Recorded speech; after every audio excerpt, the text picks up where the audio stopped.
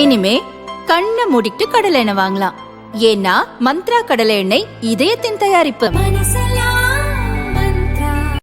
2006 முதல் 2011 வரையிலான திமுக ஆட்சியில் பெரியசாமி வீட்டு வசதி அமைச்சராக இருந்தார்.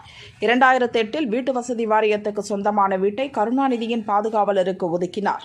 பெரியசாமி அதிகாரத்தை தவறாக பயன்படுத்தியதாக அதிமுக குற்றம் சாட்டியது. 2012 அவர் மீது லஞ்ச ஒழிப்புத்துறை போலீசார் வழக்கு பதிவு செய்தனர். இந்த வழக்கை சென்னை ஸ்பெஷல் கோர்ட் விசாரித்தது. போதிய ஆதாரம் இல்லை என கூறி கடந்த 2023 மார்ச்சில் பெரியசாமி விடுவிக்கப்பட்டார்.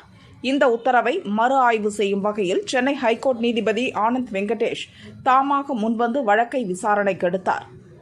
அப்போது பெரியசாமியின் விடுதலையை ரத்து செய்தார். அவர் மீதான வழக்கை மீண்டும் ஸ்பெஷல் கோர்ட்டுக்கு மாற்ற உத்தரவிட்டார். ஜூலைக்குள் விசாரணை நடத்தி முடிக்கப்பட்டு ஹைகோர்ட்டில் அறிக்கை சமர்ப்பிக்க வேண்டும் என்றார். இந்த உத்தரவை எதிர்த்து பெரியசாமி தரப்பு சுப்ரீம் கோர்ட்டில் மேல்முறையீடு செய்தது. முறையான காரணங்களை ஆய்வு செய்யாமல் ஹைகோர்ட் தனி நீதிபதி ஆனந்த் வெங்கடேஷ் தீர்ப்பளித்துள்ளார். எனவே தனி நீதிபதியின் உத்தரவை ரத்து செய்ய வேண்டும், முறைகேடு வழக்கில் விசாரணைக்கு தடை விதிக்க வேண்டும் என மனுவில் கூறப்பட்டிருந்தது. இந்த வழக்கு சுப்ரீம் கோர்ட் நீதிபதி ரிஷிகேஷ் ராவ் தலைமையிலான அமர்வில் விசாரணைக்கு வந்தது. பெரியசாமி மீதான லஞ்ச ஒழிப்புத்துறை விசாரணைக்கு தடை விதிக்க முடியாது என சுப்ரீம் கோர்ட் நீதிபதிகள் கூறினர். தமிழக லஞ்ச ஒழிப்புத்துறை 4 வாரங்களுக்குள் பதில் மனு தாக்கல் செய்ய வேண்டும் என உத்தரவிட்டனர். ஏற்கனவே மோசடி வழக்கில் சிறை தண்டனை பெற்று பொன்முடி அமைச்சர் பதவியை இழந்துள்ளார். இப்போது பெரியசாமி மீதான முறைகேடு வழக்கும் அடுத்த கட்டத்தை நோக்கி சென்றுள்ளது.